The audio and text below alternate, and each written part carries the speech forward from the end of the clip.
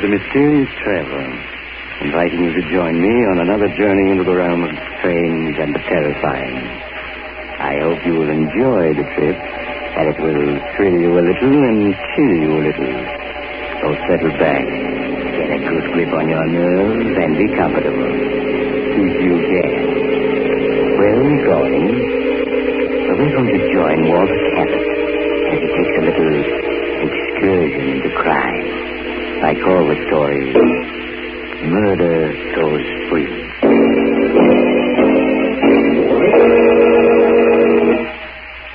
Late one foggy evening several years ago, as I was walking along one of the main streets of a large city, I was stopped by an elderly man who seemed unusually agitated. Pardon me, sir. May I speak with you for a moment? Of course. Here, perhaps this will help. Oh, please. It isn't money I want. I just want someone to listen to me. No one is interested in seeing justice done. No one. Well, I should be glad to hear what you have to say. You will listen to my story? Yes. I want to confess something that's on my conscience. I've confessed 100 times, no, 1,000 times. Yet no one will believe me. You must help me make them believe. It all began that day in my office when Martin, my son, came in to see me. Hello, Dad. How are you?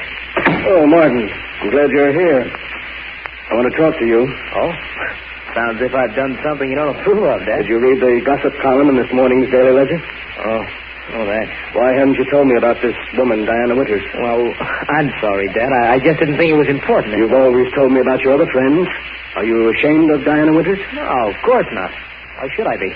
Martin, you know as well as I do that her reputation is, well, spectacular, to put it kindly. The stories about her all lies. I'm not taken in by gossip, Martin. I happen to know that this Winters woman is just plain no good. Dad, I won't have you talking about her like that. Martin, you don't love this woman, do you? Yes. Yes, I do. Martin, you must give her up. Dad, I'm old enough to make my own decision. Can't you see what she's doing to you? She's just a predatory gold-digging... Stop talking about her like that. All right, son. That's the way you feel about it. You'd better go. All right. Goodbye, Dad. Oh, Martin. My son. Oh, perhaps that's... Come in. Oh, it's you, Norman. Hello, Walter. What's the matter with Martin? Just past him in the reception room. He appeared to be quite upset. We've had a quarrel. Oh? It's the first one we've ever had. Was it about that bit of gossip in this morning's Daily Ledger? Yes. Imagine Martin's name linked with that of a... Martin will be all right. He'll get over it. No, he won't. I can't stand by and watch him ruin his life. I've got to do something. I wouldn't if I were you, Walter. You've got to let Martin make his own decisions. He's no child. Oh, you're a fool, Norman. You expect me to watch the only person who means anything to me get hurt? No, I suppose you won't. What are you going to do? I'm going to have a talk with that woman, Diana Winters.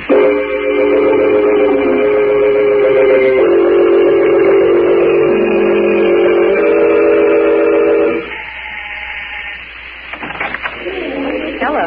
Oh, good evening. Are you Miss Winters? Yes. Won't you come in? Thank you. My name is Walter Cabot. Oh. Walter Cabot. I see. Can I have a word in private with you? Really, I have guessed. It will only take a few minutes. Well, all right. Come this way. Thank you. No, I'll bother us in here. I hardly know how to begin, Miss Winters. And let's be frank, Mr. Cabot, and save ourselves time. You've come here to ask me to give up your son, haven't you? Yes. Well, then you may as well know that you're wasting your time. I love Martin, and I won't give him up. I know better. Since we're being so frank, I'll get to the point. How much do you want to let Martin go? Are you insinuating that I Oh, now, just come, Miss Winters. There's no need to put on an act for me. How much? Really, Mr. Cabot, you know, you're far more interesting than your son. Shall we say, 100,000? 100,000? Yes, 100,000. If you love your son, surely he's worth it. I haven't anything like that amount of money. Oh, I'm sorry. Do you believe for a moment that Martin has any money? Oh, no. But he will inherit $250,000 from his mother's estate in a few months. Oh, so you know about that? Mm. Yes, of course. What other reason would you have for leading Martin on? None that I can think of. What if I were to tell Martin of our conversation? He wouldn't believe you. You can't do this to him. I'm afraid I must be getting back to my guest, Mr. Cabot. Now, wait, please. Please listen to me. Martin is everything I have. If I had the money, I'd gladly give it to you. But I haven't it. Oh, darling. Women like you don't deserve to live. Will you please leave at once? If you don't give Martin up, I'll kill you. Oh, get out, dear. Here, I'll have my friend throw you out. I'm warning you. Stay away from Martin, or I'll kill you.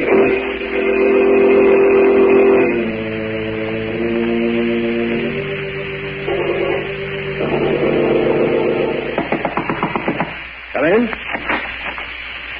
Dad, Diana told me you tried to bribe her to give me up. Is that true? Yes, Martin, it is. You did that after I told you I love you? Yes, because I know she doesn't love you. And why weren't you able to buy her off? Because she wanted $100,000. You're lying. She never asked you for 1 cent. Have you ever known me to lie to you? Dad, I told you I was fully capable of making my own decisions, and I meant it. An hour ago, I asked Diana to marry me, and she accepted. You're going to marry her? Yes, just a few days. So you're going to ruin your life for a cheap gold digger? Dad, I told you not to speak about it like that.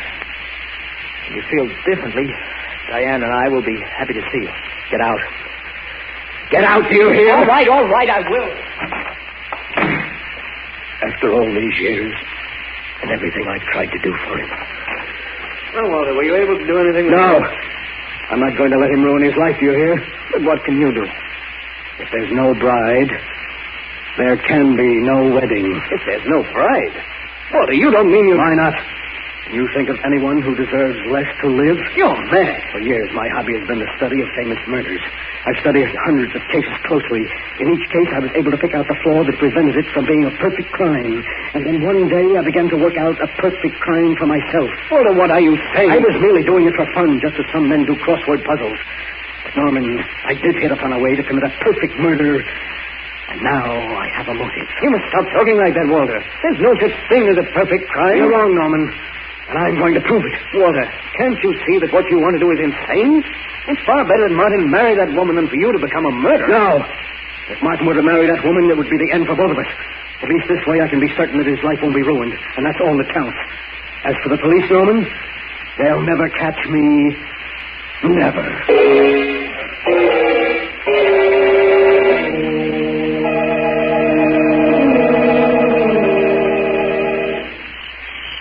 Pardon me, sir. Can you tell me the name of this horrible place? There ain't nothing horrible about Valley Springs, stranger. 1,242 people think it's a mighty fine village. I've never seen an uglier place. How do people live here for? Been drinking, haven't you? Well, I'm warning you, mister. You'd better stop insulting this village, or I'll run you in. I'm the village council. Oh, so you're going to get rough, eh? Well, take this. Hey, I'll learn you to push the law around. You're under arrest for drunkenness and disorderly conduct. You and me are going to see George Hutchins, Justice of the Peace.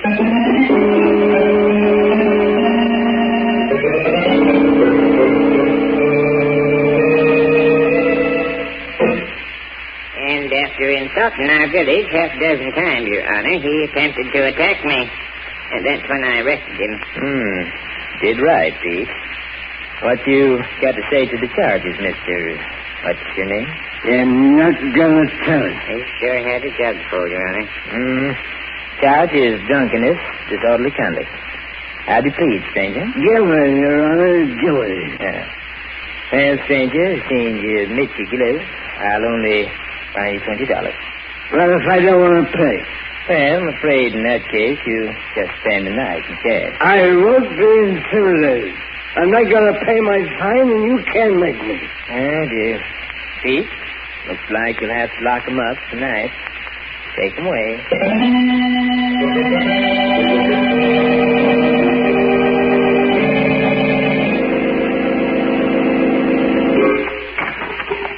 Well, stranger, now you can see what the inside of our jail looks like. Good.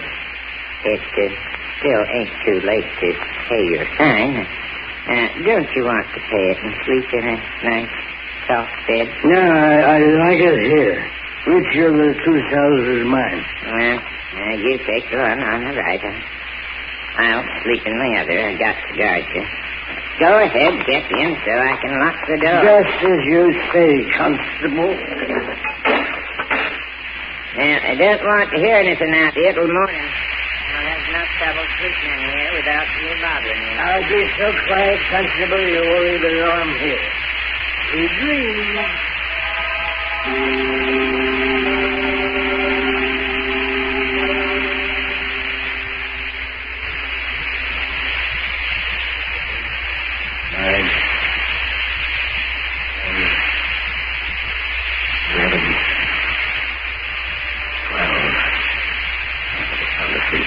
So far, everything is working out perfectly. Now, where did I hide that skeleton key? Oh, yes, here it is. Mustn't wake up the constable or it'll spoil everything. Easy now, easy. There, it's unlocked. I knew this old place would be perfect for my plan. Now, if only the door doesn't creak as I open it. Softly, softly. Oh, he's waking up. No. He's going back to sleep. There, I'm out. Now to get to the car and drive to the city for the most important part of the plan.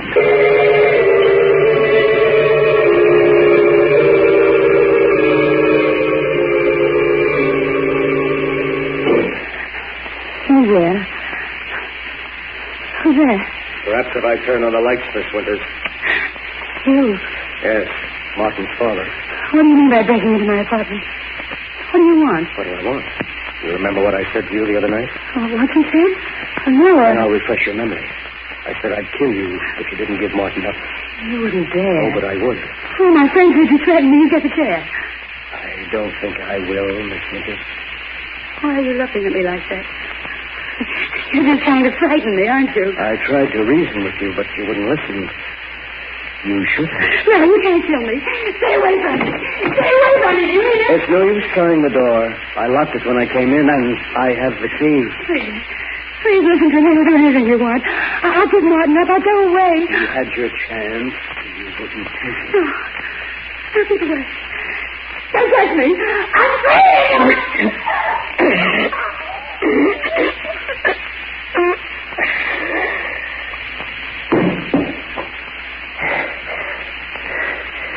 There. I'll just turn her wristwatch back to 12 and stop it.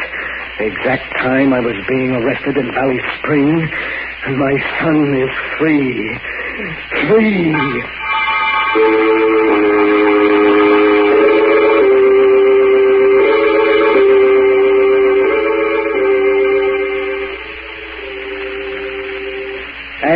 Hey, Constable. Constable, wake up, wake up. I want another drink. Wake up, will you? Wake up. What's all this noise about? Oh, my back. Hey, what's the idea waking me up, right? Ain't even dawn yet. I want another drink, and I'll take it straight. Oh, go to sleep, you hear? It's 4 o'clock, and you ain't getting out of here till late in the morning. You got 4 hours yet. I don't want to hear any more out of you. Oh. Just so you say, Constable. Anything to oblige a gentleman. 4 hours more.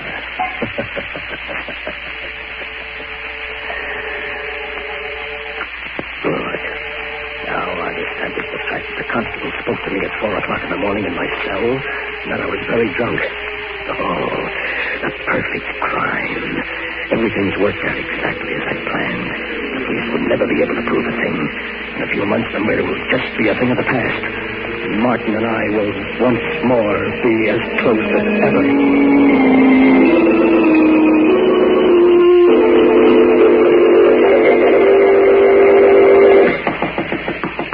Come in? Oh, hello, Kelly. Well, how's the DA's office this morning? Well, so I finally caught up with you. My partner told me a few minutes ago that you've been looking for me. What's on your list? That's putting it mildly. There's been a 5-state alarm out for you for the past 24 hours. What? Where have you been the last few days? I've been vacationing at a small resort 100 miles upstate. Kind of sudden vacation, wasn't it? What? Even your partner didn't know where you were. Well, I went there on the spur of the moment. Oh, you did, huh? Yes. And where were you on the night of the 22nd? The night Diana Winters was murdered. Say, I read about that, Kelly. That's rather an Stop stalling. Where were you? Frankly, Kelly, I don't recall where I was that night. I'm afraid I was a little drunk.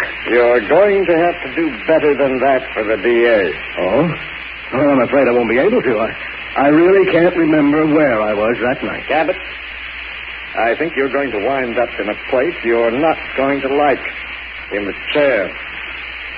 Get your hat. We're going down to headquarters. That sounds serious. Well, look, do you mind if I speak to my partner and explain matters to him? That won't be necessary. You'll be able to read all about it in the papers. And believe me, it isn't going to make pleasant reading.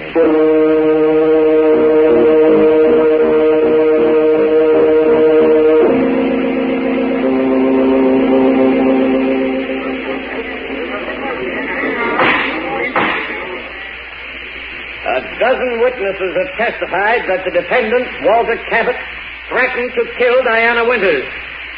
And how has the defense replied to the charges of the state? It hasn't. Can we accept the flimsy story of the defendant? That he was drunk the night of the murder and hasn't any recollection of his actions? Perhaps Walter Cabot doesn't know where he was that night, but I do. He was in the apartment of Diana Winters, where he cold-bloodedly strangled her as he vowed to do before a dozen witnesses. There is only one verdict you can render. Guilty of murder in the first degree. The state rests, Your Honor. Since you've insisted on defending yourself, are you ready for the defense's summation, Mr. Cabot? Your Honor, I've often observed the strange twists of fate by which a man is saved or condemned. My inability to recall any of my actions on the night of the 22nd left me without a defense. Yesterday, frankly, I regarded my case as being hopeless. Today, however, through a twist of fate, I have received a new lease on life. I'm now prepared to prove my whereabouts on the night in question. I should like to call upon a witness for the defense. You have the court's permission. Thank you, Your Honor. I wish to call Peter Wilk to the stand. Peter Wilk to the stand. Here I am. Raise your right hand, please. You solemnly swear to tell the whole truth and nothing but the truth, don't you, God? I do. State your name and occupation, please. Peter Wilk. I'm constable for the village of Valley Springs. Mr. Wilk, will you tell the jury exactly what you told me this morning? Well, yesterday, George Hutchins, he's our justice of the peace, and myself were looking at the city newspaper. And in it, we see a picture of a man, Mr. Cabot, right on the front page. It says he's being tried for a murder committed on the night of January 22nd. Well, George and me recognizes him right away as the fellow we locked up in our jail that night on a drunken and disorderly charge.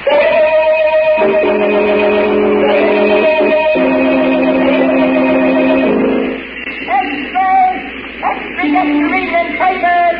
Walter Cabot acquitted. Read all about it.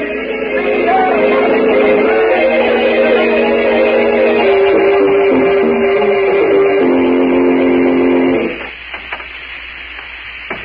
Martin.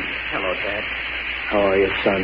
Oh, it's good to see you again after all these months. Oh, Dad, can you ever forgive me for having run away when you needed me? Forgive you? There's nothing to forgive, son. Dad, I know now how right you were about Diana. Oh, you don't know how happy it makes me to hear you say that, son. I've been through a great deal lately, but it doesn't matter now that I have you back. Oh, Dad, I'm glad to be back. I promise you I'll never let you down again.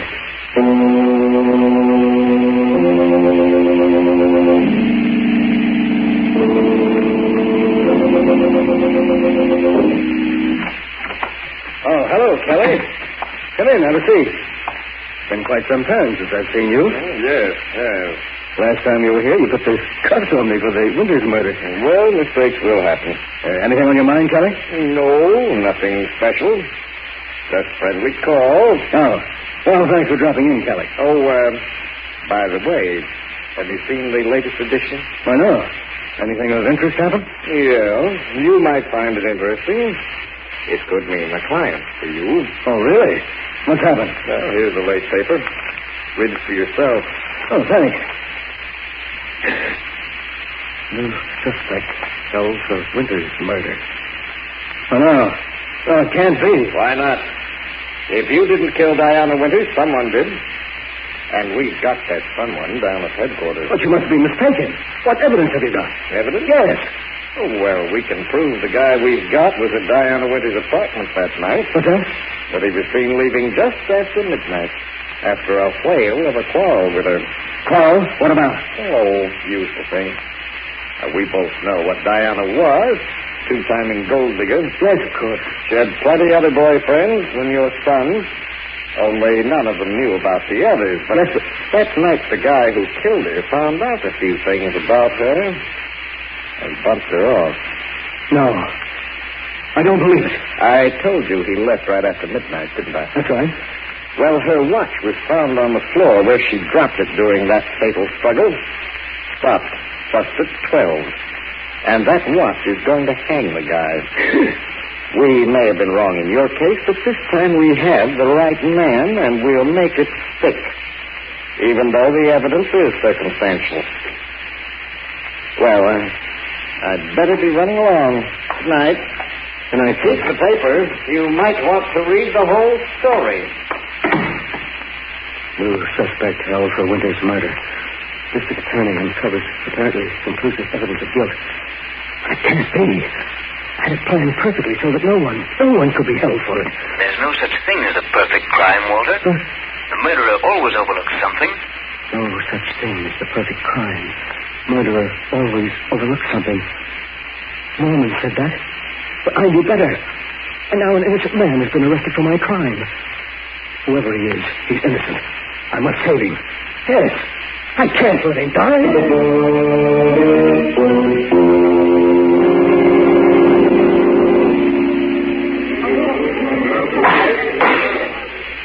Gentlemen of the jury, you have reached a verdict. You have found the defendant guilty of murder in the first degree. Silence in the courtroom. No, it can't be. You're wrong. Silence in the courtroom. I'll have it cleared. Mr. Cabot, you'll kindly refrain from such outbursts. But, Your Honor, I protest. The evidence submitted by the state was purely circumstantial. There was no real... May I remind Mr. Cabot that this case may be appealed. Your oratory is quite uncalled for. But the prisoner is innocent, Your Honor. You haven't any right to... Another such outburst, Mr. Cabot, and I'll hold you for contempt of court. Your Honor, the defendant was convicted on purely circumstantial evidence.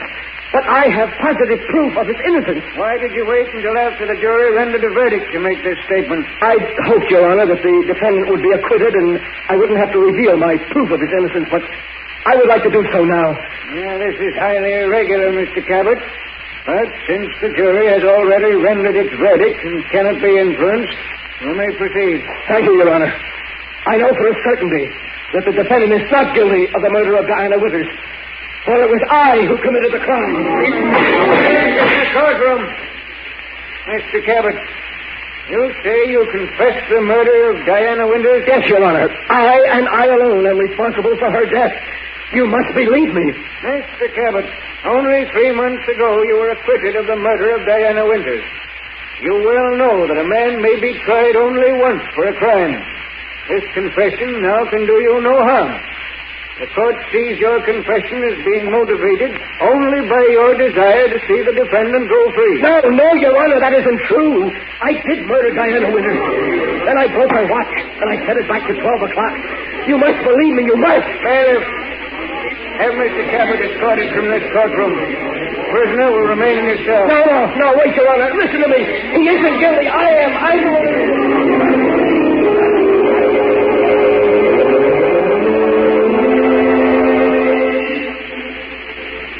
That day in court, I've confessed 1,000 times, and yet no one will believe me. No one. But you, sir, you will help me, won't you? We can't let an innocent man die for a murder I committed. No, of course not, but I hardly see how Every minute that passes brings him closer to the end. We must save him. We must. If you only help... Hello, Abbott. Oh, Kelly, I was just telling this gentleman here my story. We can't let an innocent man go to the electric chair. Kelly, you're a smart man. You believe I murdered Diana Winters, don't you? Yes, I do. You do? Then you'll help me save him? People wouldn't believe me any more than they do you. But they would, Kelly, they would. Why should they believe your story? You can't be tried again for the murder of Diana Winters. And what man in your position wouldn't confess to save his own son? But he's innocent, Kelly. Martin, my son is innocent. He was convicted only because he was near her apartment that night. And now there's so little time to do anything. The execution is set for midnight, and it's already... It's 12 already. No. I'm sorry, Cabot. May his soul rest in peace. My son.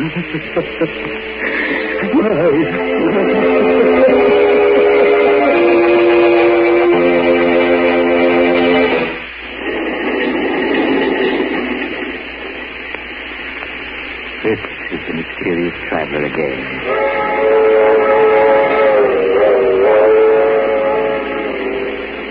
Did you enjoy our little trip? Too bad about poor Walter Cabot, wasn't it? Such a brilliant man. But his own intrigue sent the one person he loved to the electric chair. As the city hall clock told midnight, Walter Cabot must have heard his partner's warning. There's no such thing as a perfect crime. The murderer always overlooks something. So, if by any chance you're contemplating murder, I suggest that you stop and think it over. Lest you'll find to your sorrow that you... Oh, you're getting off here. I'm sorry. But perhaps we'll meet again soon.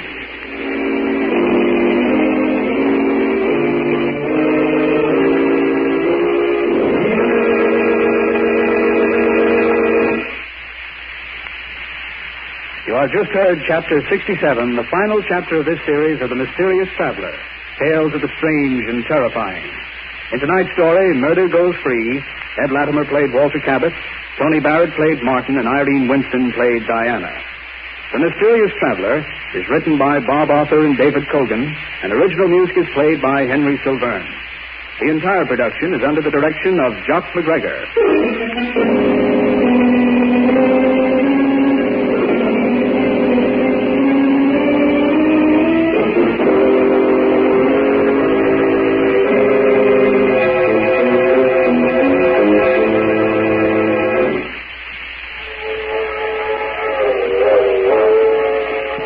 The Mysterious Traveler is presented from our New York studios. This concludes the present series of The Mysterious Traveler.